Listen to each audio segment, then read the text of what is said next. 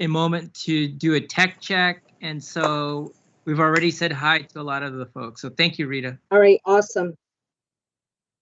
Rita, thank you for all your support and help. Anna's been keeping us informed as well, so we're very appreciative. Great. Rita crazy. All right, it's 6:31. Is it? Rita, I have something for you. I'll bring it tomorrow. It's gonna be straight, right? Yeah, we were just, huh? It's gonna be live, right? It's live streaming too, right? Correct? Whenever you're ready. All right, we're ready to start. Ready? All right. Good evening, ladies and gentlemen. This is a call to order for the Teaching and Learning Committee. Today is Tuesday, September 21st. The time is now 6:32 p.m. In attendance is Committee Member Joseph Lombard, Board Member Albert Benahan, Superintendent Testani, various staff members and representatives from Footsteps to Brilliance, creating a model for innovation in the city of Bridgeport for early literacy. First item up on the agenda is the approval of minutes dated May 25th, 2021. May I have a motion to approve? So moved. And I will second that. I found no material errors or omissions in the minutes. How about yourself, Mr. Lombard? Any discussion? All set. Here and that said, all in favor? Aye. Aye. Motion carries. Excuse me. I was thinking of the next motion. I need right now, I'll entertain a motion to switch items number 3 and 2 in order. So number 3 is first and number 2 is second. So moved. And I will second that. All in favor? Aye. Aye. Okay, so the next item up on the agenda is discussion and possible actions on Footsteps to Brilliance, creating a model innovation city in Bridgeport for early literacy. And please state your name for the record. Anna Masutis. Anna Musidi will take it away with her team. Can the team introduce themselves as well, please? Team, introduce yourself. Okay, great. Well, I'm Eileen Rosenthal. I'm one of the co-founders of Footsteps to Brilliance, and I serve as the CEO of the company. Hello, all. My name is Eugene Narciso, co-founder of Footsteps to Brilliance, and I serve as Chief Operating Officer. Hi, and I am Kathy Maximoff. I am the Chief Academic Officer at Footsteps to Brilliance. Welcome. Welcome and thank you. Thank you. Take it away. Excellent. So Eugene, would you like to pull up the PowerPoint? Yes. And so I just wanted to. Go ahead. No, go ahead. No, it's fine. You can't hear me. So I just wanted to thank everyone for their time today, and that we've been working with Superintendent Testani and his amazing early literacy team, Dr. Melissa Jenkins, for the last few months on really aligning our initiatives to create this model innovation city for Bridgeport, Connecticut. And as we go through Footsteps to Brilliance, we're just going to show you some case studies and some great features of what it can do for the community and the early child, for every child, every day. Before some of you walked in, I was sharing my background. English is my second language. My parents struggled. This company is very dear to my heart because I'm so passionate about it. It's giving every family a voice, and it's helping every child with bringing in that rich literacy. So if you go to slide 2, Eugene, I just want to have a summary of our alignment to Bridgeport's vision with Superintendent Testani. Well, so I just want to give everyone a little background. So there was a presentation that I was part of, and Superintendent Michael Connor up in Middletown was talking about the impact that this program was having on Middletown, Connecticut, and Middletown Public Schools. So it really, people are on the call, we're listening, and he started to share some data and share some things, and my ears kind of started to perk up, and I started paying a little more attention, and I reached out to him after the meeting just to get a little bit more information. And I was blown away by what they've been able to accomplish in a short period of time, just by giving all students in the early development of literacy, the opportunity to have access to this program. And they've created a campaign around it there as they talk about the vision for a early literacy city here in Bridgeport. So we've been having discussions, we've been going back and forth, we've been talking about what this could look like and what this could bring to Bridgeport. A couple of the things that really stand out to me when it talks about equitable access, this does not require Wi-Fi connectivity at home. So right then and there, it eliminates a barrier. So the program is put onto a device and it can be accessed at any time, anywhere without having to connect to Wi-Fi. So as we know, that's a huge barrier for some of our children. It meets the needs not only of our general ed population, our special education population, and our ELs. So this provides opportunities that didn't exist prior. So we did a little bit of a pilot this summer just to get a little taste, because we want to see not only how effective it is, but how it'll be used by kids, because it's great. We push out this program. There's an app on everybody's phone, moms, iPads, whatever device we give. Will they use it? You see the kids. I know, seeing my niece and nephew as they grew up, and my sister popping the phone or the iPad when they're at the table and they're watching videos or they're playing games. So we know those things work. But will this give a kid and interest a kid and engage a kid? And what we found this summer in the classroom that we piloted over at Geraldine Clater is that kids not only like it, but they thrive to use it. And the data that they collect from their end and are able to share with us, just in a small pilot with a handful of kids, really, it was amazing. We know that literacy is the gateway to academic success for all children. We know many of our kids come to kindergarten already behind their suburban counterparts because they don't have access to the vocabulary. They don't have folks reading to them at home. So this will even the playing field. This is not going to be a quick fix, but we believe that if we start slowly, in pre-K, not only in our school-based, but also our community-based programs, because many, if not all those kids will end up in a Bridgeport public school, we'll be able to give them the preparation and the foundation to be successful. As after year one in pre-K, we will slowly roll this up into our kindergarten, first, second grade classrooms, so that all our kids, when they hit fourth grade, we know that's where the drop-off begins.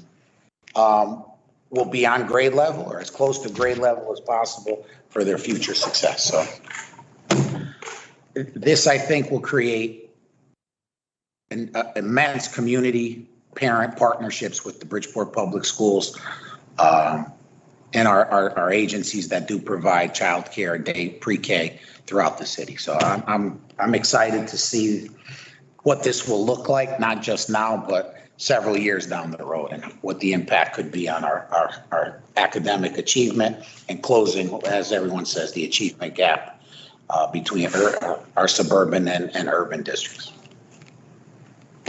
Thank you very much. Very well said. I don't know if you can hear me, team. Yes, we can clearly. Thank you so much. And Anna, can you hear me okay? I just want to make sure that I'm doing a mic check. Yes, you Picking it up, John? We're fine. I just wasn't sure how clearly you could hear us. Ma'am, one moment, please. I'm sorry, John, can you pick it up? I'm fine. I think maybe Nick can help. I think Anna has to speak into one of those. Is that what she should be speaking? No, they hear us, so. No, they hear me. Yeah. I'm fine. I'm just talking. I just for the network. Oh, okay. Thank you. Thank you very much. All right, good. Okay, Eugene, we could hear you and we can continue. Thank you. Okay, well, Mr. Testani, thank you for your kind remarks. We think that your goal to create a citywide, community-wide initiative is audacious, and we would love to partner in that. Kathy, next slide, please. Mr. Testani turned to Footsteps to Brilliance because of our decade of experience and success creating collective impact models. We have unique tools that scale literacy citywide, And so these are just examples of logos. And what we've done is our marketing team will create a initiative that is logoed and that the city can rally behind. In a nutshell, Kathy, next slide, please. Our thesis is this: Footsteps to Brilliance creates what we call model innovation cities. And the way to think of it is these are turnkey citywide literacy initiatives that leverage the mobile devices that parents already own. 98% of parents own mobile device. And overnight, we can flip a switch and any of the devices within Bridgeport can have access to birth through third grade materials, both in English and in Spanish. You'll see Kathy talk about that in just a little bit. And we're proud to be able to create a geofence with Mr. Testani around Bridgeport so that any member of the community, even if they're not enrolled in the school system yet, so it could be a 3-year-old child not enrolled in the school system, but they would have access within this geofence. So we've invented this geofence. And next slide, Kathy. We have a device that allows to scale citywide. And so we're device agnostic. As I mentioned, all of the smartphones, both Androids and Apple, will have access, tablets and traditional computers. So one of the things that always gets in the way of scaling is really having a distribution mechanism. Your families, even in poverty areas, will have access to some kind of smartphone. And so we're able to scale citywide. Next. Kathy, next slide. And so what we have here is apps that are for birth through third grade. Kathy will show you an example of it today, but more importantly, how do we get the parents in the community? You know, I was writing Mr. Testani's points down and really getting that starting point with the pre-K and the community. We can get those families to really become a part of the ecosystem for Bridgeport right away. Here's the dream. The dream would be that if a family has a child born in the hospital, wouldn't it be nice for a letter to come from the school system saying, welcome to Bridgeport. We're an innovative district. As part of your child's well-being, here's the gift of literacy. And so any family member could have access in that unique way. Next slide. When Eileen and I co-founded Footsteps to Brilliance, we wanted to come to the table in a mission-driven way.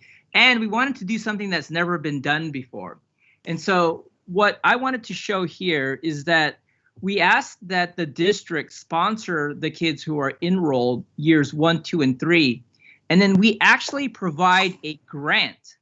This is a grant that we're giving free access for the not enrolled kids, year 1, 2, and 3, and years 4 and 5 for all kids, even the enrolled kids we pick up in the grant.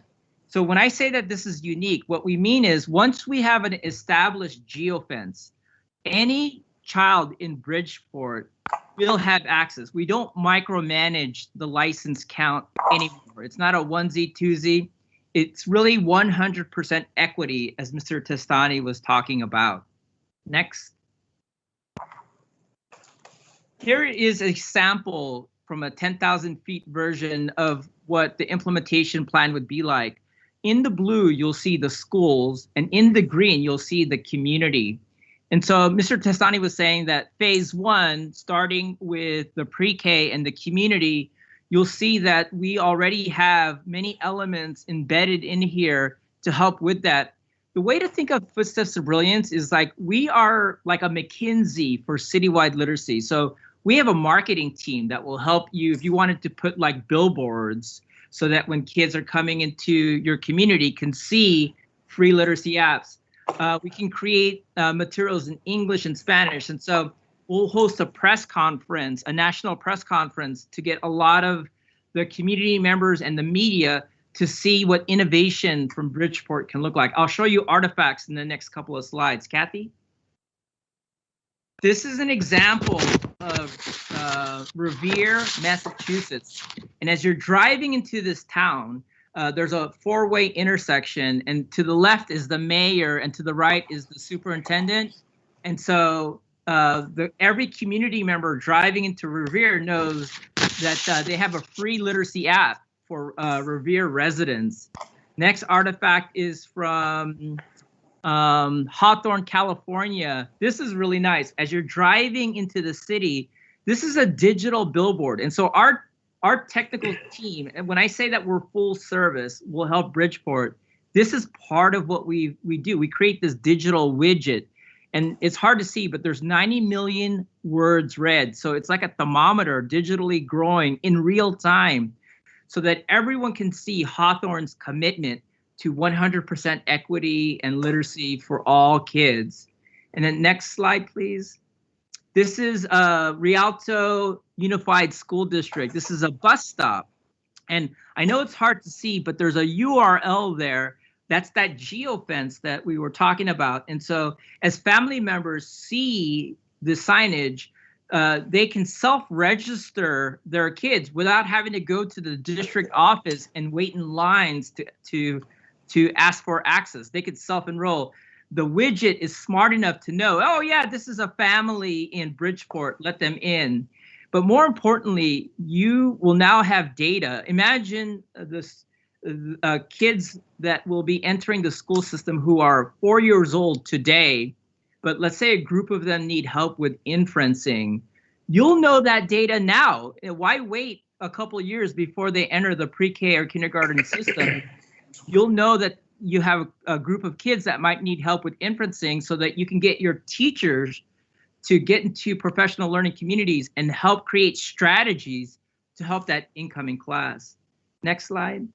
This is the national press conference. You saw our overarching plan. We have a team that will help to reach out to dignitaries. So in the front row there is the mayor, the police chief, some local senators. We have accolades from the state superintendent of public instruction. Back in this day, it was Senator Feinstein, Senator Boxer, but it was our team that garnered that support.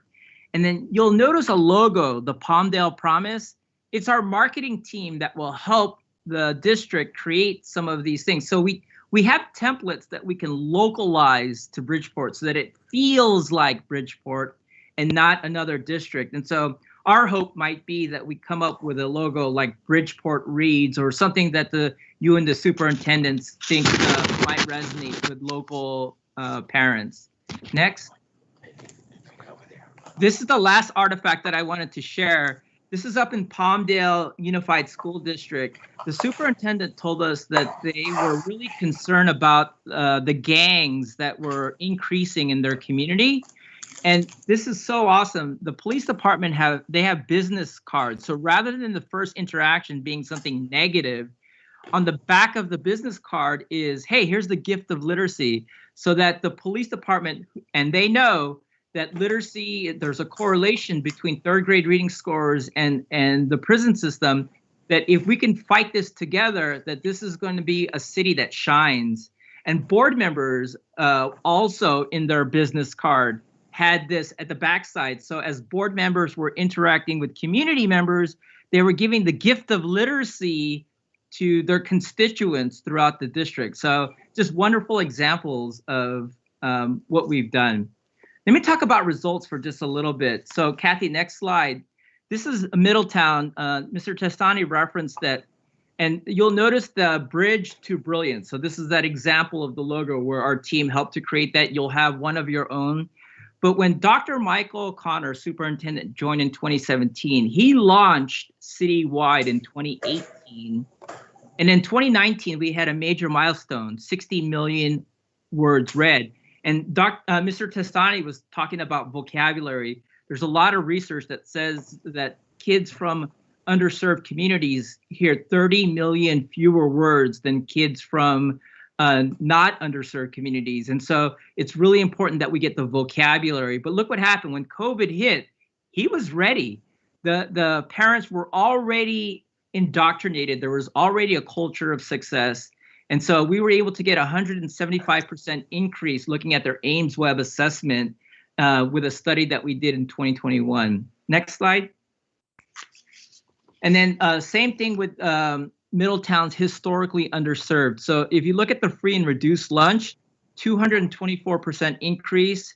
Special ed, the thing about special ed, Middletown's spending about 25% of their budget for special ed. And what Dr. Connor was saying is that this is helping with the reduction of the classification for SPED, saving millions of dollars. So you'll see here 141% increase for SPED, Latinx 145%, EL 168, and our African American students 184. Kathy, next slide, please. Ames Web looks at the RTI category, response to intervention, and there are 3 different tiers: Tier 1, Tier 2, and Tier 3. The goal of any school district is to really see what we can get kids to increase the Tier 1 category. And so here is fall of 2020 versus spring of 2021. And these dramatic increases across all of the historically underserved communities regarding their movement to Tier 1. Dr. Connor was looking at the money savings, dropout, chronic absenteeism, and misclassification of SPED. And for 5 years, we're projecting that this is a $12.3 million savings by making sure that we're doing the right things to begin with and not waiting for us to pay for those things at the back end. I have one more slide and then Kathy's up. I know that the board met a few months ago regarding branding Bridgeport, and so working with Middletown, we were able, our marketing team, to help him get accolades across many different publications. And so what we hope is with Bridgeport, working with you and Mr. Testani to really get similar results and to really shine an innovation light on Bridgeport. Kathy's going to show the curriculum. And I know that there was a lot that I talked about here. I'll transition to her, but maybe I'll just take a moment. Any questions so far before Kathy gets into the curriculum? Albert, do you want to? Yes, I have a question, please. Yes, we have a few questions. Go ahead. This is Mr. Benehan. How you doing? Thank you for your presentation. It's awesome, and thank you for everything you guys do. You were talking about it's plus 141% about the special need. Do you know exactly how many, the regional, like the country, when you say 141%, like, what country, they can Hispanic, they can be Asian, African Americans. So I know you have said 141%, but I just want to know the rate. Yeah, okay, I have that right here. So in Middletown, one moment, I have it in the tips of my fingers.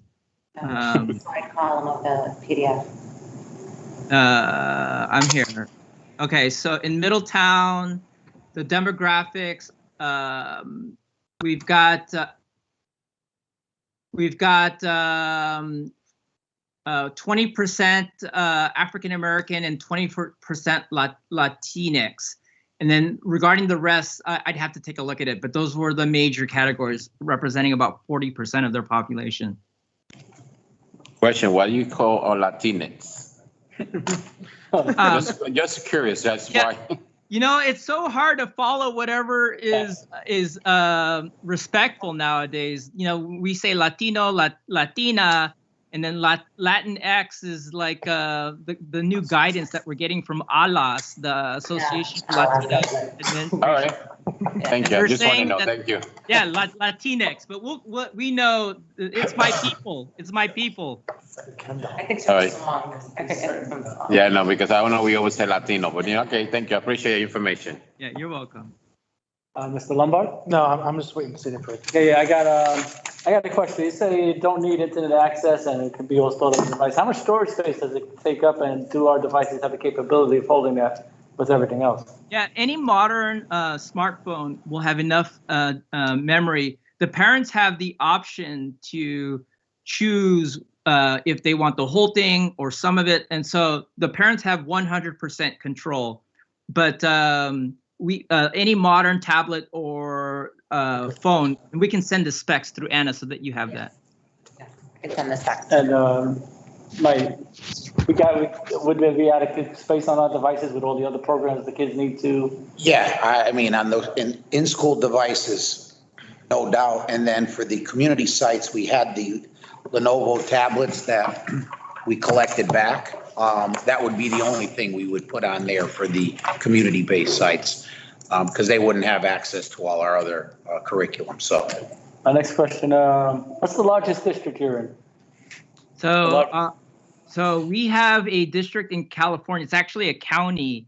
And so there are like 30 districts in that. So from the Las Vegas border all the way to LA, it's about 2.5 million. Visit? Okay, and I guess this one's for Mr. Testani. What funding source are we going to be using to? ARP ESSER funds, and you'll see in the dollar breakdown. So we had looked at, because of the Geofence and the way they provide the grant, if we purchased 1 year or we did 5 years, it's much more cost effective to do 5, because it is less than double of 1 year, and it gives access to everyone in the city. So that gives us the opportunity to make sure that those students that are not enrolled in Bridgeport Public Schools but are in community-based sites are coming to us ready. And we're going to be able to track through it. It's amazing the data they're able to extract and provide us, not only as he showed number of books read, but number of words. It's really a level playing field. And another question that I always ask when we see a 5-year contract, about structuring the contract to fit in the confines of state statutes. Absolutely. I mean, we want to make sure. But the nice part is, like I said, when you see the pricing. Yeah, I looked the last 2 years. That probably give you a wiggle room for. And really having the non-Bridgeport Public School students included is important, because I mean, that's tremendous, the number of people that can really access this. I like how and we don't have the responsibility, as Eugene mentioned, to service these folks. They can just download the app themselves, enroll, and get going. And Mr. Lombard? We'd like to put it on the devices before we drop it off at the community site. Then there's no excuses. And then those community sites, folks that work there will help parents and students introduce that as well. Yeah, Eugene, you mentioned something about being able to roll something out in a day. I thought you said something about releasing new. Did I hear that right? Releasing. Yeah. So what I meant by that was that, let's say we put a billboard right in the middle of Bridgeport where it says free literacy apps to all residents. We're going to create a geofence. So we have a geofence technology, and any parent who drives by that and they self-enroll, their devices can get the program in minutes. And so when I meant by so many of your parents already have devices, you already have an embedded infrastructure, so that really once that billboard goes up, some people even do buses, the bus or the garbage trucks. They donate the side of their buses or garbage trucks to let the community members know there's a free literacy app for all residents, but they can access it overnight, literally in minutes. So how are they able to use it and then us be able to collect data if there's no internet connection?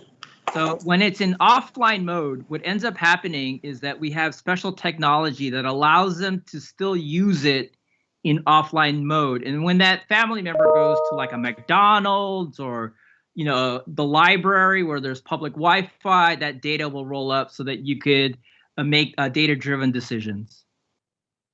And is new information or new activities something they would download to the app, or is it's once and that's it? So the way that Mr. Testani described it, there's an initial download, and then you can send those devices into the community. And then we periodically add new things onto the platform. The programs can still be used even if it's in offline mode. But once that device goes in online mode, any of the new curriculum that we add can get added into the device. Okay, thank you. And, yeah, I just got another question that Mr. Lombard raised up. While the kids are online and the internet's active, is there going to be any advertising or pop-ups that come across that screen? Never. Yeah. Good question. I didn't. No, never. Now, I think that this is interesting from your perspective, because now you have access to family members even before they enter school system. So I see this as an advantage for Bridgeport. You could start a relationship with these families even before they've enrolled in your school, years in advance. And so I think, you know, as some kids are moving to charter systems or other school systems, you can increase your enrollment because now you have access to these families. Thank you, Mr. Chair. Mr. Bennett. Yeah, I have another question. Sorry to interrupt you. When you said 20% African American, 20% Latinx, we don't have no more. We don't have white American. No, they're there. I just I didn't have the data right next to me, but Middletown definitely. Actually, you know what? I have it. Hold on 1 second. Let me get it for you. I actually thought that question.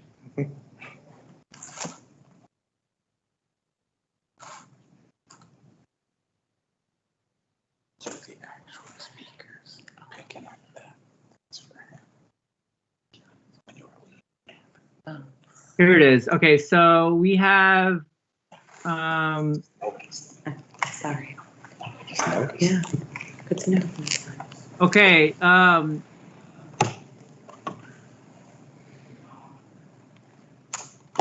45%, 45.5% white, and then 5% Asian, 20% African American, 20% Latino, and then there's some other categories, and their free and reduced lunch is at 50%. All right, thank you so much, because I have a text message from parents that ask the percent, so I appreciate that so we can clarify that. Thank you. No more questions, Mr. Chair. And Anna just brought up a good point to your question. When we did the pilot at Clater, we used the old devices, so. With the system requirements? Yeah, so everything met the standards. So. I do have a copy of it. I can email you. That's fine. Gotta check my box. So I ask everything. Yes, absolutely. Later we start crashing and I'm like, okay, wait. Yeah. We're happy to answer any more questions, and if not, then we'll get to unveil Kathy's side of things, where you actually see the fun. All right, one more. What is it, Mr. Bennett? A question, do we can have a copy of the information they give it to us? Yeah, can we get a copy of the PowerPoint? Absolutely. Thank you. Thank you. I will. Okay, we can take it on to the next level, next segment. Okay. We're ready, Kathy. I have to find the unmute button. Hello. I'm excited to be here with you, and I get the fun part, as Eugene pointed out. So what I want to do is I'm just going to give some background information, and then we're going to dive in and just look at the tip of the iceberg when it comes to Footsteps to Brilliance, because we really have a comprehensive solution. As an educator myself, a lot of times the first question, the thing I need to wrap my head around is, what does it look like when we do an implementation? And I just want to outline that certainly in Middletown and in most of our implementations, we're able to truly support learning everywhere. As in, we can support your teachers in their classroom as they do kind of small group work, whole group work, or even individualized kind of a learning center, a technology center. We've learned a lot this last year, as everyone has, about how to support remote classroom learning. And so Footsteps to Brilliance is a wonderful tool for that, as Eugene mentioned. But then Footsteps to Brilliance can support learning truly everywhere, wherever your parents happen to be. And I think I've been in educational technology for over 20 years now, and I have to tell you, I am so honored to be a part of Footsteps to Brilliance, in part because Eileen and Eugene have always had the vision of impacting children because we create a strong school to home connection, and really that we empower parents. So when we look at our solution, There's certainly the apps that we've been talking about, these programs that are available in the app stores, but then we've also created the whole wraparound system for your families to ensure their success. So we have things like a parent university where we're providing workshops and support to help parents really learn the skills that they need to support their child towards being kindergarten ready, as Mr. Testani was talking about. A lot of times there are just some really basic skills about how to help really develop students' oral language. We have Family Friday kind of activities that are fun and engaging. We model for parents exactly how to do a read aloud with a child that engages them in dialogue and helps to really extend vocabulary. And of course, we have a bilingual help desk. So we're going to alleviate a lot of those challenges that you might face when you roll things out to parents. We will become the first line of support for your parents. And we are very adept at this. We've been doing this for many years. And so there's no question they can throw us that will surprise us along the way.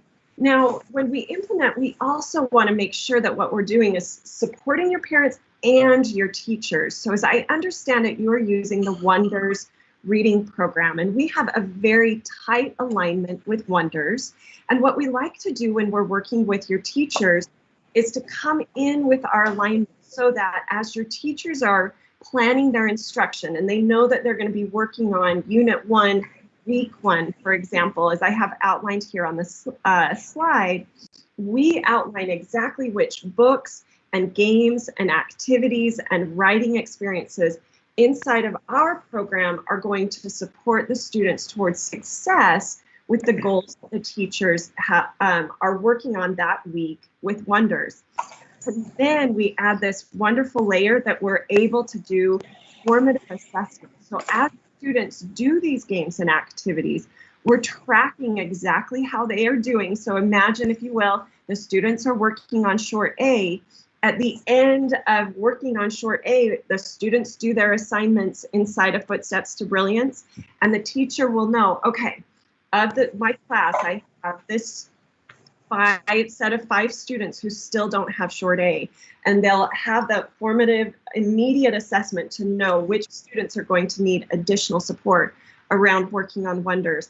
And then we have just such a wealth of material that there's also additional activities that are not in this alignment that the teacher can use to support the students towards success. So our goal when it comes to teachers is not to be another thing, right? What we want to do is really enrich what they're already doing, and not add to, but really supplement what they're doing.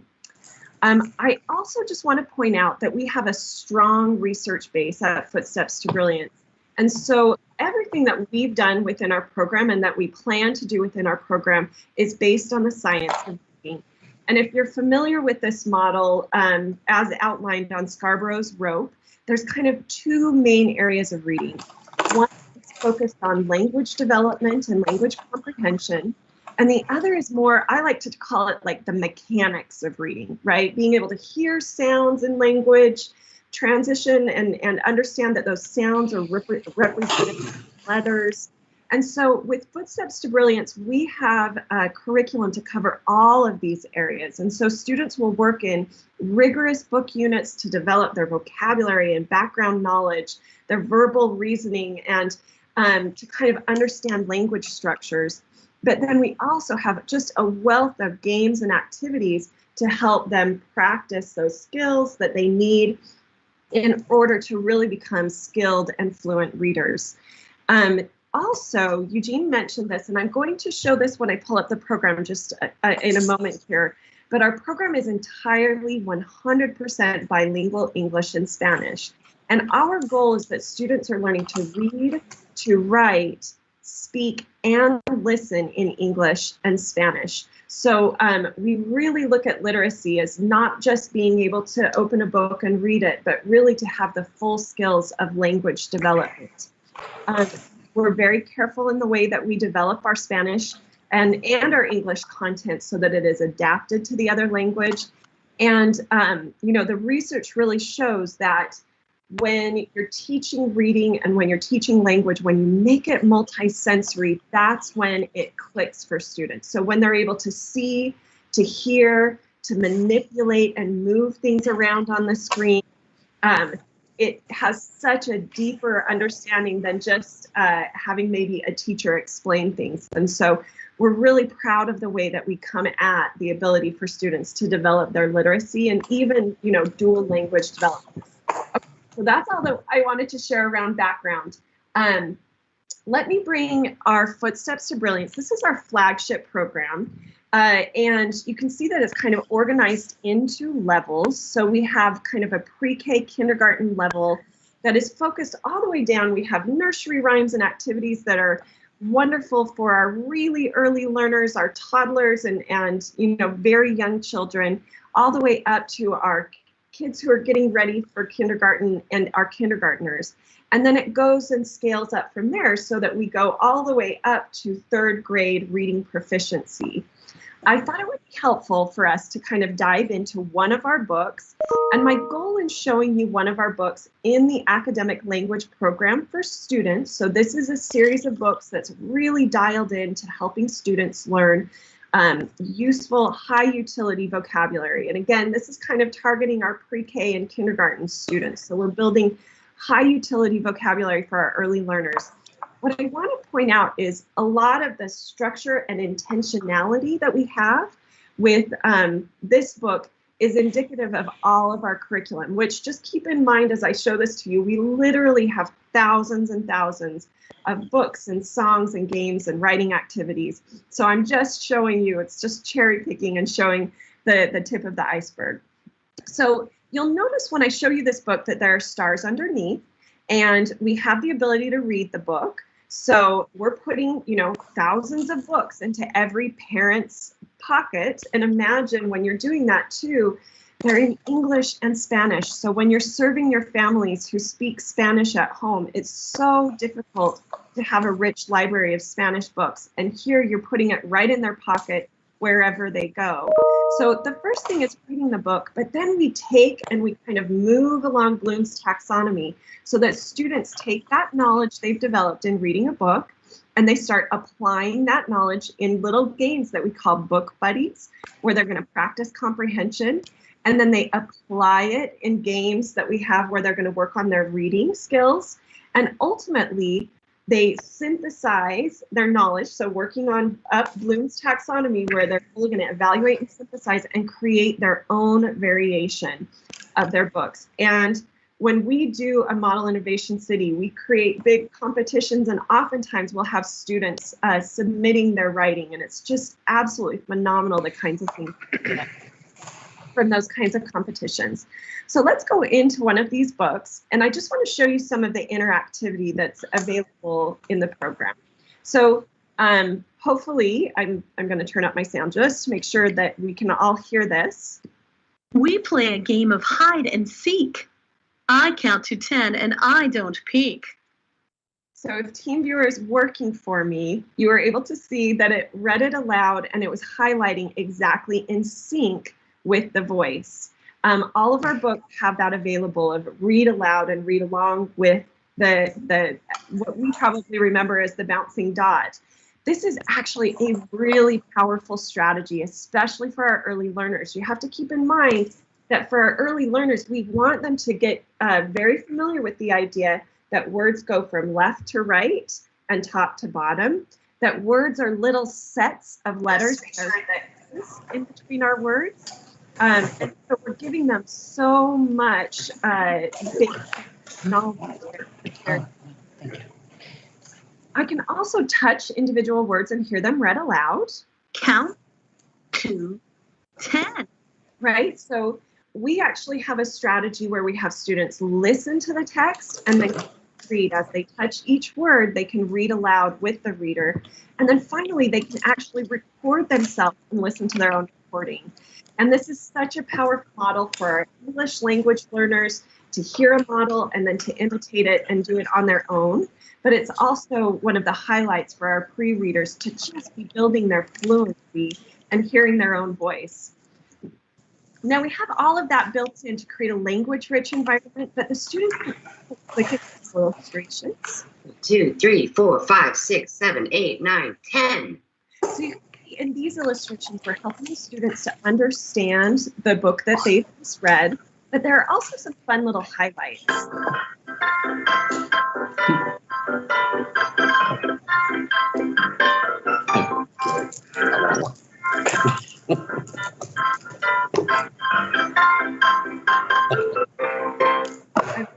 I love that I'm hearing feedback. So the thing that's really neat about this is we all know that with our early learners, and actually with any beginning readers, we want them to be reading books over and over. There's a lot of power in that repetition. They develop a lot more vocabulary as they pass through a book more than one time.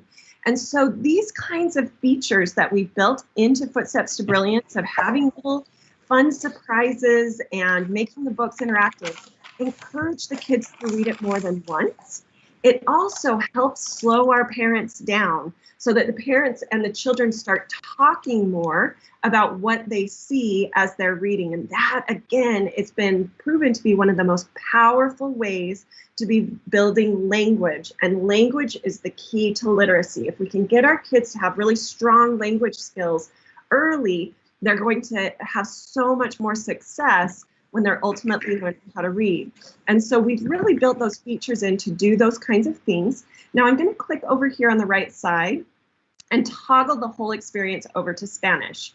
So every single page inside of Footsteps to Brilliance, every game, every page, everything in our system has this English-Spanish toggle button so that at any point I can switch over and switch languages and I get the full interactivity. Jugamos al escondite. Cuenta hasta 10 y no miro. So you can see I'm able to see the page and it highlights. Cuento hasta. And I can touch every individual word and hear it read aloud. I can record myself and play back. Notice that the whole interface switched over to Spanish here. I can touch the illustrations. 1, 2, 3, 4, 5, 6, 7, 8, 9, 10. So you can imagine this is really going to support your Spanish-speaking families. And what we find is when we do workshops with those families, that a lot of times parents are coming to us so excited because they are developing their English skills right alongside their child. Similarly, when this is used kind of as a homework experience, this allows your parents who are, again, Spanish speakers at home to really be supporting their students' success because they have a path in. There's a way for them to really see and understand what the students are doing. So I'm very, very quickly, I'm just going to touch on a couple of the games so that you get a sense that yes, there's literature, but there's also a lot of other interactivity. Who counts to 10 but does not peek? So we have games where they're having to recall what they just learned, and we build a lot of language into every game that we do. So Holly, the boy, the cat, the spider. Right, I get the name of everything that I touch, and that's true throughout Footsteps to Brilliance, and that's really intentional to help students, again, be building a lot of vocabulary. We are teaching our little ones to reference the text. A strategy I'm sure your third grade teachers are really focused on is make sure and reference the text, go back to the text. It's emphasized in the standards as well, and we're going to build that into their experience throughout where they can go back and see. The boy. Hey, Kathy? Yes. Who is beside the clock? For the sake of time, can you do us a favor and just go to the end where we just show a sample of the writing? We'll just do a wrap up. You bet. You bet. So, and do you mean in the Create a Book itself? Yeah. Just showing how we can create our own books. Yep. Perfect. So everything culminates in actually creating a book, right? So students are able to write and create their own books, and they can create something that's fairly sophisticated very, very easily because we provide them with all of the artwork from the book that they've just read. So they've just read a book about games, and they can add characters, and they can create their own text. We give them some word bank words from the text that they've just read so that they can add those in as well. And this becomes such a powerful way for them to be working with the text and to become not just readers, but also writers as well. Eugene, I'm not sure that I have a slide specific. Yeah, no, that's fantastic. Mr. Testani, I know that for the sake of the committee, that you have other agenda items. We're more than happy to answer any of your questions, but we do want to be mindful of your time. Thank you. Any questions? Yeah, with the synthesizing, with the creation, can that be done out of order, or do you have to go lockstep from read and the next one, the next one? Can you jump right to create a book? Absolutely, absolutely. So one of the things that we build into toBrilliance is choice, and I think that's one of the reasons the program is so appealing for students, and the kinds of results that you saw even in the pilot is that we do create a lot of opportunities for children to choose what they want to work on, but then we encourage them. There are different kinds of rewards and things that we encourage them to persist. We encourage them to try things that are challenging, but certainly we want to build choice into that whole experience. Okay, thank you. That's okay. Mr. Bennett? Yeah, Mr. Chair, I have a question. Thank you, Mr. Chair. Mr. Masivo, great presentation. You look like you was ready to give this, to the point, and I like it. I hope I can have that book because I like it too. But I have three questions for you. I'm gonna read the three questions, and then you can give me a resume, your answers. What or how the parents will benefit for this amazing, project, and prepare to help and educate the children's. My second question is, will it be only English and Spanish? Or going to be another language, or going to be translate? And and the last one is it going to be only in book, or parents they can go online?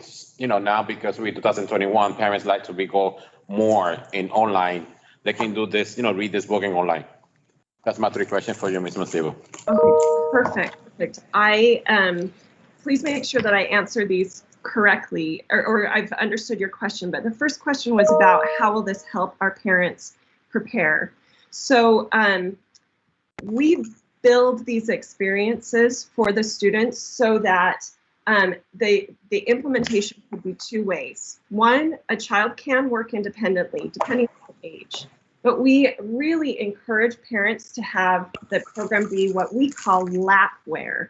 So a child is sitting in the lap of an adult, of their parent, and they're working on it together. And as they work on it together, we're helping the parent to kind of see the child's abilities and the kinds of things that child could and should be working on. So especially with our curriculum that's for our very young students, children are tracing the letters, they're finding letters in text. We give a lot of activities that also transition to what parents can do offline.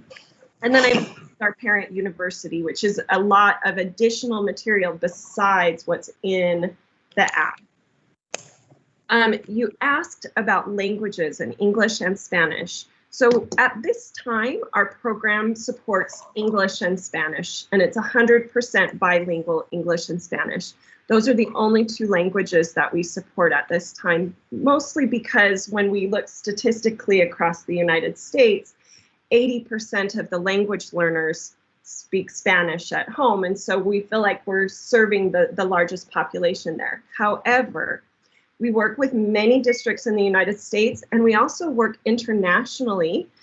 We have several implementations that are using our program to teach English as a foreign language to children who speak Bengali. I'm trying to think, there's Pakistani. We have implementations in third world countries where these students are using our program to learn English, and it's extraordinary. They've been compared to students who are in private schools in their country. These students are going to learning centers and using Footsteps to Brilliance primarily, and their language skills in English are significantly better than the private schools. They comment that the students' accents are better. And, there's been studies of this that we could share with you so you could see how Footsteps to Brilliance really supports language development across the board, even if the primary language is not English and the primary language is not Spanish. And then you asked about the books, and I just want to make sure I'm understanding the question, because the books are in the program. So when you get the app, onto your device, you have access to this whole library on the device of interactive books. Our program can be accessed on any device, right? We talked about smartphones and tablets and so on. It can also be accessed in a browser, as you just saw me do. So if you're on a computer, you can access it through a browser. But our books are digital books primarily. We do have print options, just to say that, but our books are primarily digital.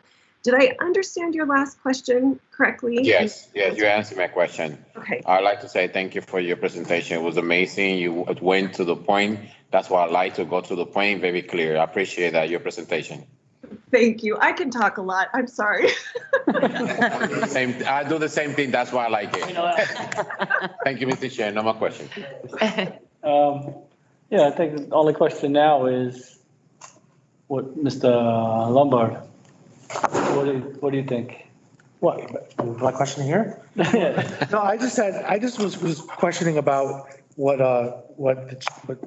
Chair Sokolov was mentioning about being in the 3-year with renewal, and this is being a 5-year contract, and it also says upfront payment required, so we would have to pay the full 5 years. Want to make sure we can do 5 years, so that's really where I was questioning if that's true. Right, yeah, and I'm leaning towards the five as well. Yeah. But seeing as the last 2 years are like basically bonus years, I think it could probably be wrangled where we're entering into a 3-year commitment with 2, which comes with an extra 2 years, so we're not actually locking into 5 years. Correct. And then somebody with more legalese. And the guidelines under the ARPS money is that we can spend money where services go beyond the 3 years, up to 6. So this falls right in line with I was that. just a slight worry about the formatting, but they're working on it, and I think it feels like Mr. Lombard agrees. Yeah. Yeah, and that was the only other thing was that was the only part that had an asterisk, was that if you do the 5-year, it has to be paid up front. Right, is that correct? Right. Yeah. Right, which really helps us as well. That was the only other thing. So, Yeah, something's wrong there. I got to kick it. yeah, I'm trying to get my agenda back up. Yeah. I just need the agenda up to formulate. Oh, Here it goes. You got it?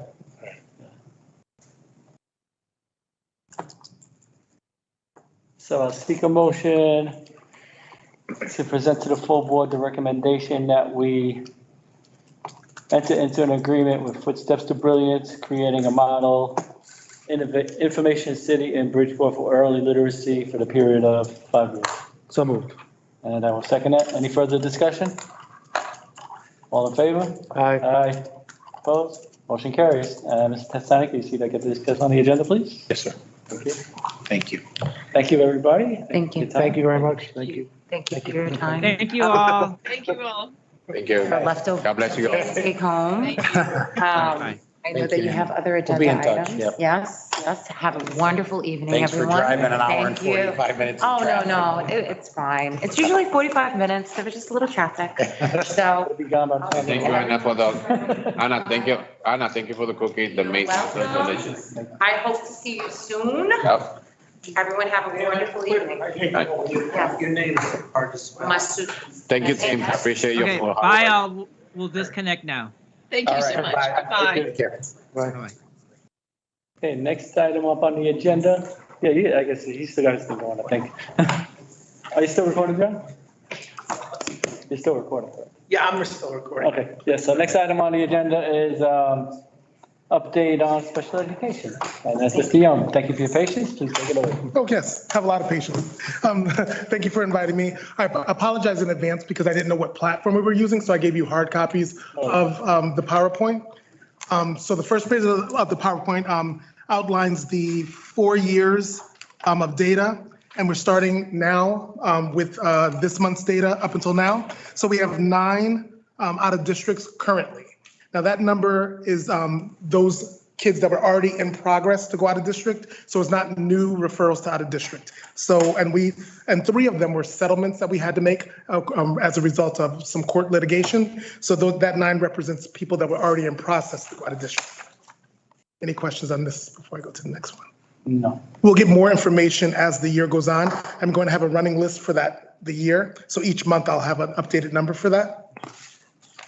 The next page talks about the summary of placements. That number doesn't come out until we do the CDAC report, which comes out on October 1st. So that's why I don't have any data for that. To have accurate data, we have to have everyone input their data. So for this would be the out of districts like CES. They're legally bound to send in the data to CDAC before October 1st, and it's released on October 1st. So next time you invite me back, I'll have a big chart with all the numbers for this, like I did last year. And that's also for charter schools on the next slide.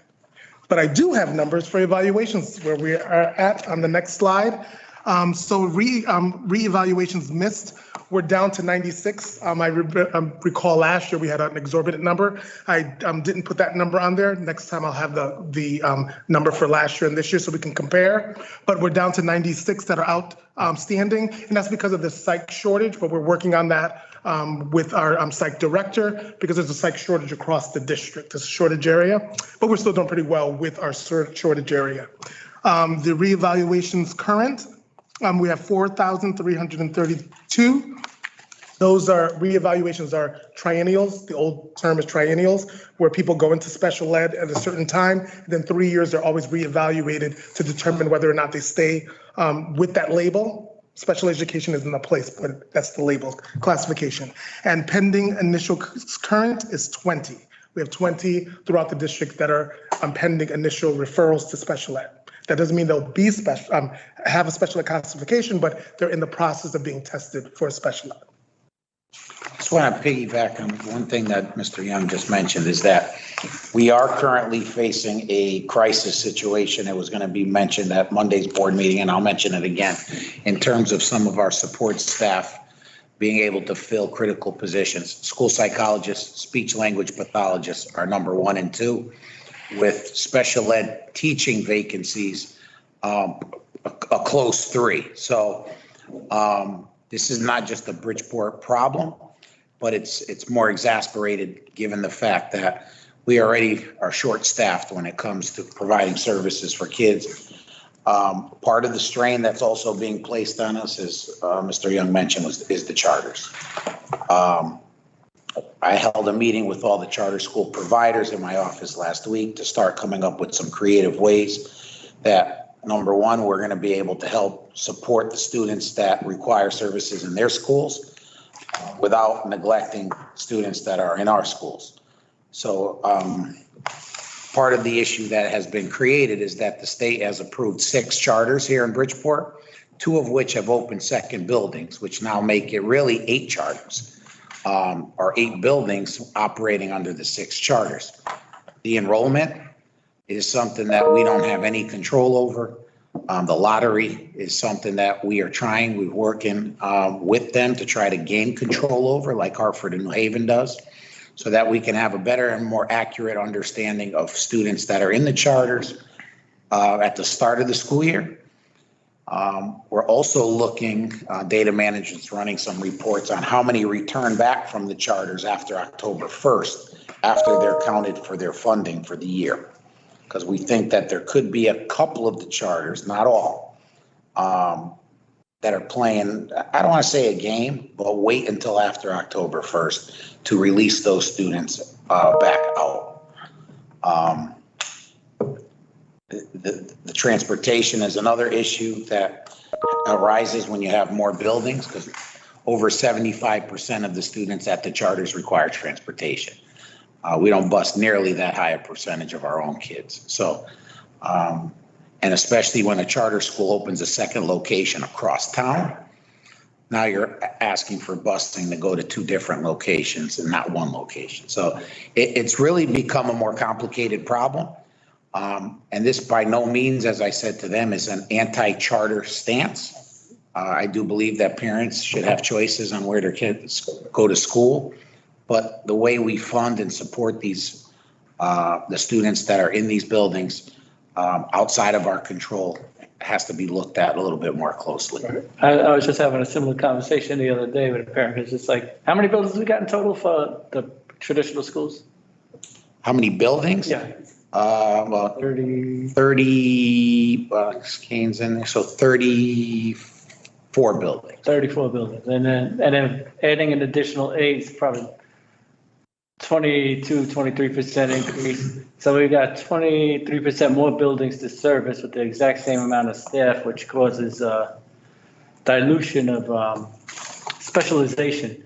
I mean, because while they travel, I'll say a psychologist, somebody's traveling to provide services, we lose the travel time between, say, Harding and Absolutely. Achievement First, where that person could be actually servicing a student. So it's just a poor utilization of resources when we spread it out. And the same thing with buses and stuff like that. So as they open more and the schools spread, it just makes the resources we do have available further and further diluted. Much more difficult. And the other, that's the sticking point. It's not that parents and charter schools are necessarily inherently wrong, but I believe the system that causes them to be sought after is the system that needs to be fixed, because if there wasn't an inherent problem with the funding of schools. Then. Well, and the other thing is that, you know, for them, it was the perfect storm at one given time. We had a former superintendent here in Bridgeport and someone at the state level as commissioner that supported him in the opening of charters. To issue 6 charters within the city limits in such a short period of time, I think was a difficult thing to do without at least allowing to see what impact it would have. The other issue is obviously how do we retain critical staff? Part of it, as we talked about previously, is increasing funding specifically for salaries, so that we're not getting hit with teachers and staff leaving. The other side of this, I think, is making a better pathway to certification here in the state of Connecticut for people that probably could teach, but it becomes such a barrier for them to teach because of the high standards to get certified. And being able to have a little bit more flexibility in how we service kids with staffing is going to be. I would love to turn over the responsibilities to the charters in terms of being able for them to hire staff, and then we would provide them some funding. The problem is without collective bargaining on their end, they could bring in a teacher at a much higher salary, a school psychologist at a much higher salary, and drive our budget much higher than it would be if we hired the folks. Yeah, I'd say the biggest sticking point is the budgetary crisis. And as far as hiring staff, I mean, we would need significantly more money to attract the amount of staff we need to stay out of the newspaper, like the Real Streets and article. But, okay, I think, any other questions before we go? Yes, I have a question, Mr. Chair.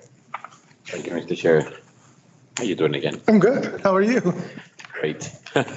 I'm just reading your report, and it said that from 2 to 5 supervisors special education. I have 3 questions for you, and I hope you can answer, and you give me your report. And I know that you do a great report. Who's in charge for the social works in the schools? I know we got social works in the schools. Social workers? Yeah, That's the first question. Who exactly do the PPT? And what happens if they don't follow the protocol and break the law of the PPT if they don't follow the process the way it is in the schools?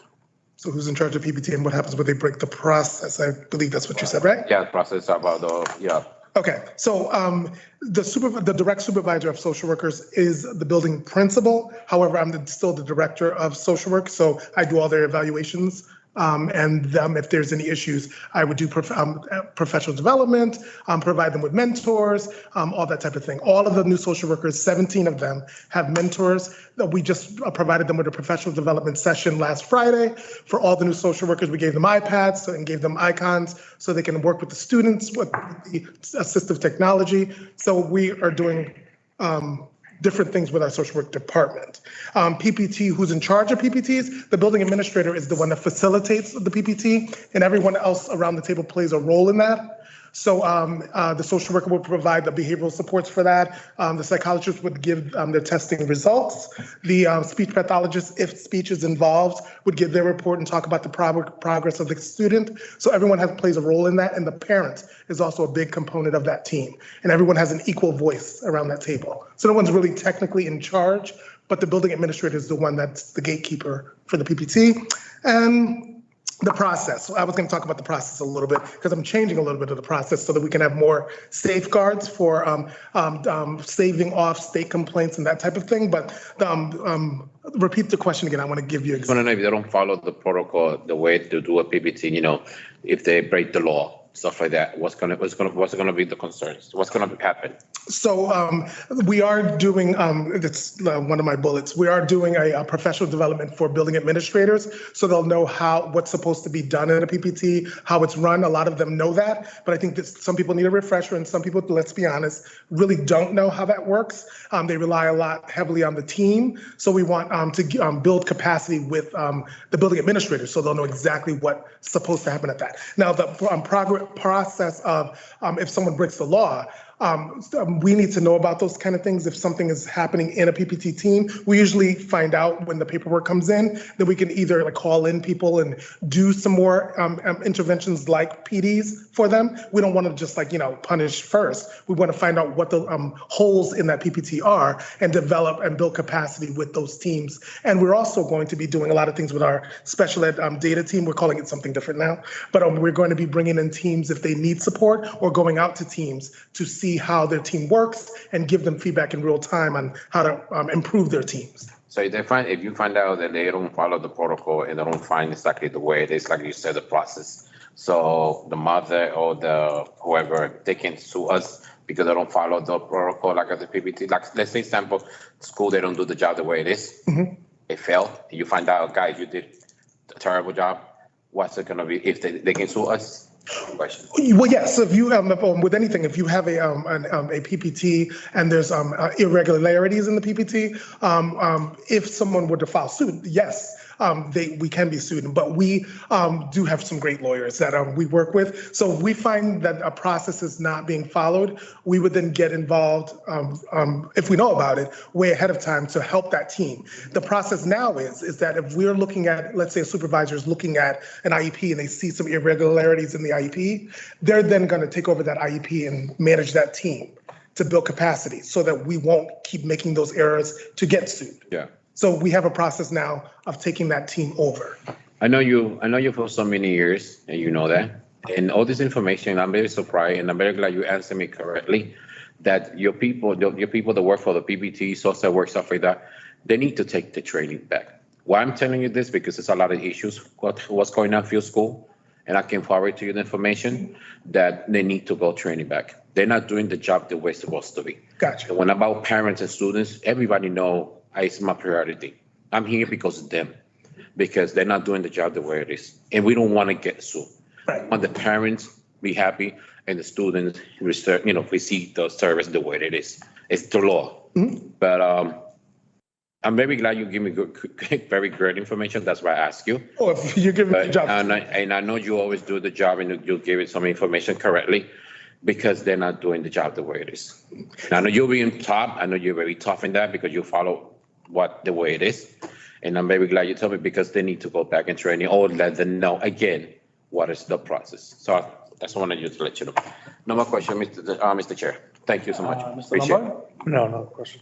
Yeah, don't have any. So these are the positive things, though. I would just want to read through it. So we're streamlining the continuum of services with supervisors. And it speaks to what you were saying, so we have somebody specifically for ASD classes. If there's an issue with that, we have someone specific for functional ed classes. We have someone specific for SOARS classes. So that expertise can come in and talk with those teachers if they're having difficulties with those different areas that we've assigned a specialized supervisor for. We never had that before. So we want to maintain that kind of rigor so that we can make sure that our programs work well. We're moving towards having buildings. There used to be a thing where people used to have a PPT and then the kid is now in another placement, so we don't have to worry about that kid. So that increased the likelihood of that being an easy process that they can then place the kids somewhere else. So we're going to move forward towards making the building still hold on to those kids as a caseload and manage those cases. So they're more apt not to send people out of district needlessly. There are kids that will need to go out of district. However, it seemed to me, I may be wrong, but looking at the data, that it was an easier process for people to go out of district. The good news is that we brought 8 kids back to district with the short amount of time that we've had the 5 supervisors, 8 kids. That's equal to like almost $900,000, including transportation. So we are working towards looking at the data, looking at each student and seeing what they need, and then bringing those kids back with the services that we have in district. So that's our mission, and that's what we're going to do. There's other things on here, but I don't know if you had any. And I think to Mr. Young's point, there are some times that we need to invest in a department in order to reap the benefits at some point. And our special ed department is definitely an area that we need to invest more resources into, meaning more people to be able to have oversight, but also support building principals. Because if not, those 8 kids coming back is not a reality. It's 8 more going out. Right. And I know sometimes we look at the bottom line dollars and cents, but we don't look at the benefits that investing in some of these folks will reap down the road. So I think that's definitely a highlight to say, we have 5 supervisors. Somebody's, well, you used to have 3, now you have 5. Having 5 brought 8 people back. Right. 8 kids that we sent out and we don't have any control over. And I find it hard to believe that these programs out of district are doing anything better than what we can do here in the district. It's just they have fancy buildings with, beautiful properties. But I don't think they do anything special that actually provides support for kids. And the ESS program is going to do wonders with having therapists in the schools, the 8 schools that were identified. I think that is where we can really hone in and bring those kids back with those services embedded in the buildings. And that seems to be working with the 8 schools that we have those programs in. So that was a great job you guys did by approving that program to be in those 8 schools. Do we have on the website the SPY supervisors' names? Yes, it's not on the website currently, but I can give you the breakdown of who they are and what they specialize in. We're in the process of redoing the website completely, the format, the way it presents itself. It's going to be much more user-friendly for parents.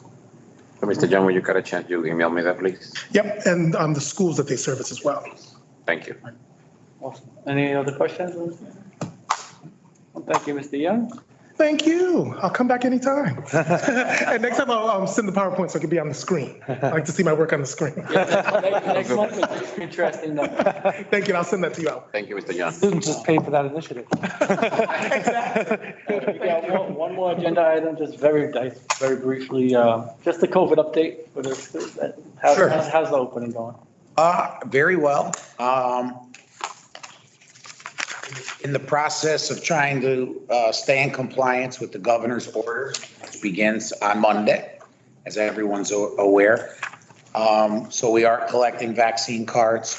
They threw us a curveball the other day, which caused a lot of scurrying across the state of Connecticut, not just here in Bridgeport, by now having everyone who submits a vaccine card to their district has to also provide a signed attestation that it's authentic. Oh, geez, God.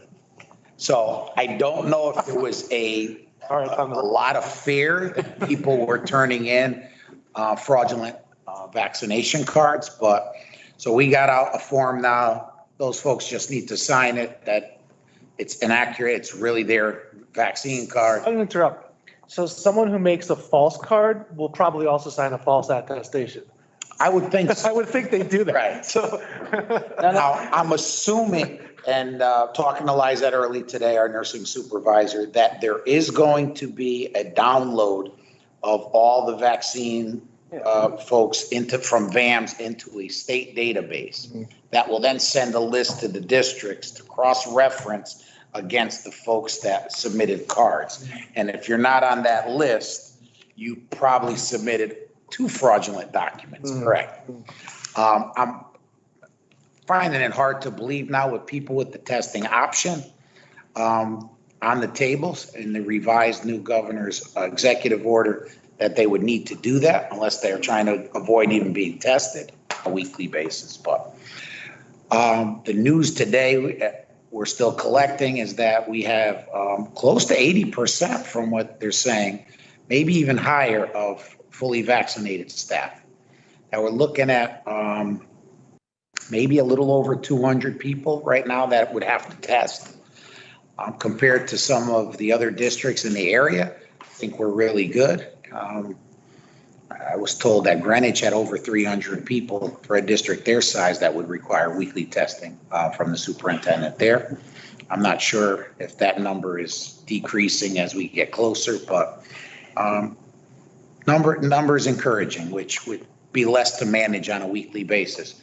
We have talked with the BEA in regards to how we would discipline and progressively discipline those who blatantly disregard the testing option. So that is something that we're finalizing prior to Monday. So in terms of positive COVID cases, we do have cases that are popping up, not in every building.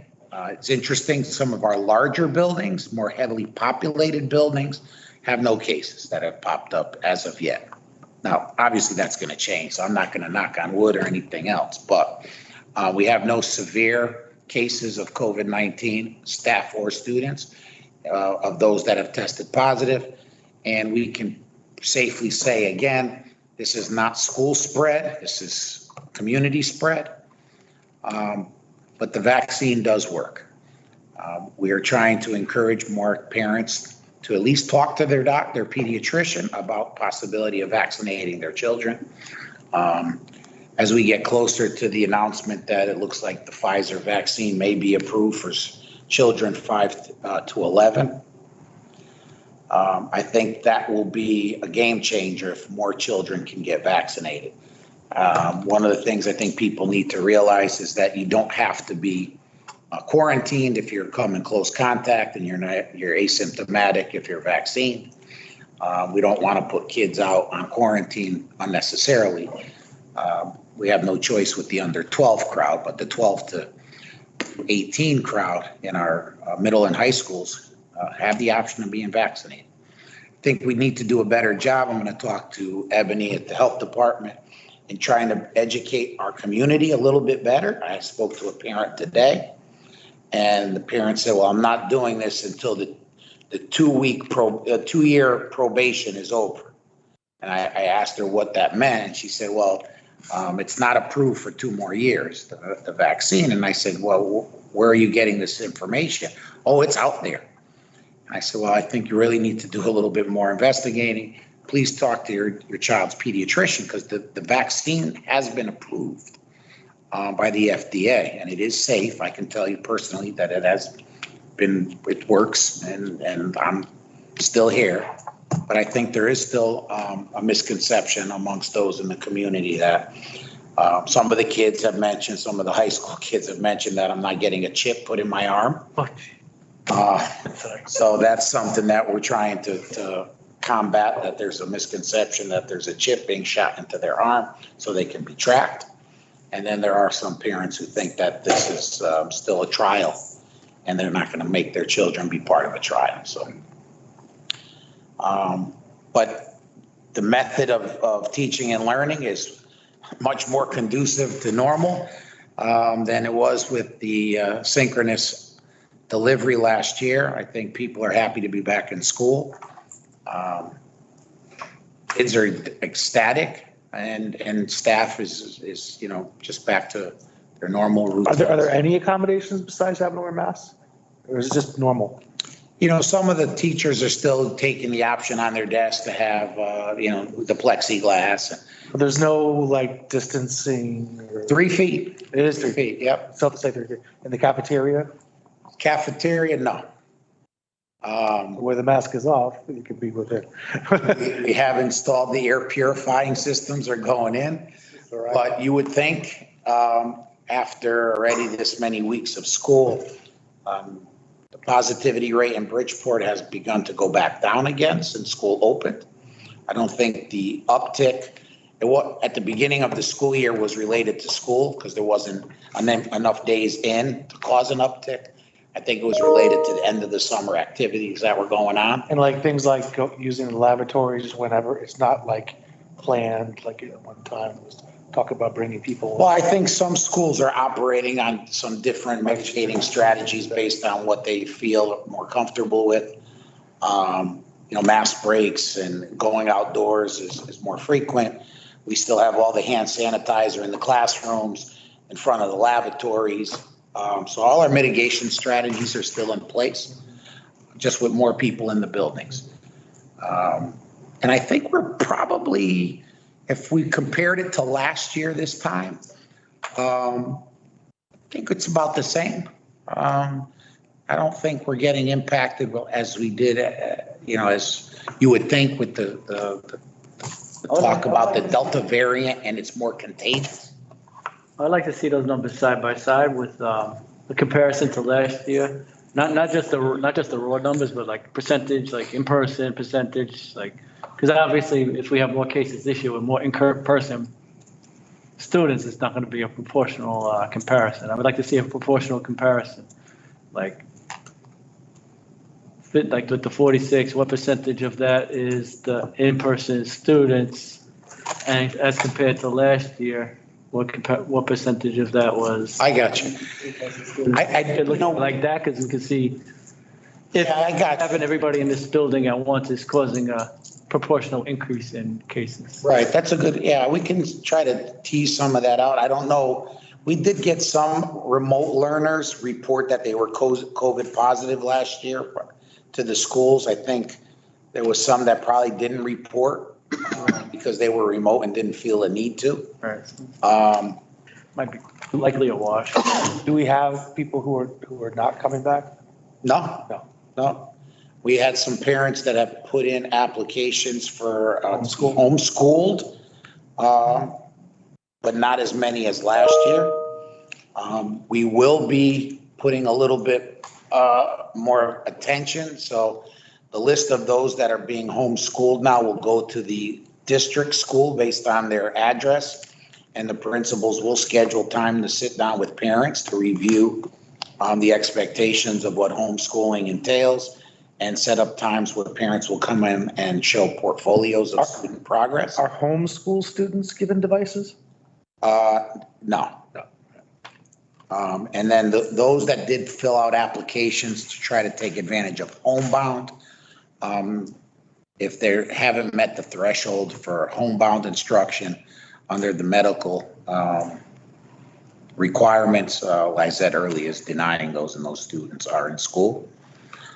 We do have a few students that we're trying to locate, as we do normally at this time of the year.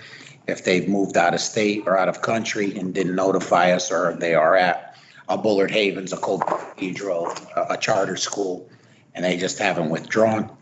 That was part of our discussion on Friday. I met with the gentleman that runs the Office of School Choice in New Haven, and they control the lotteries so that any child who does qualify or in a lottery for a charter school or has to still come to the district to register. So they put them into their student reporting system and then exit them to the charter, so that we at least can verify that these are Bridgeport kids that are going to that charter.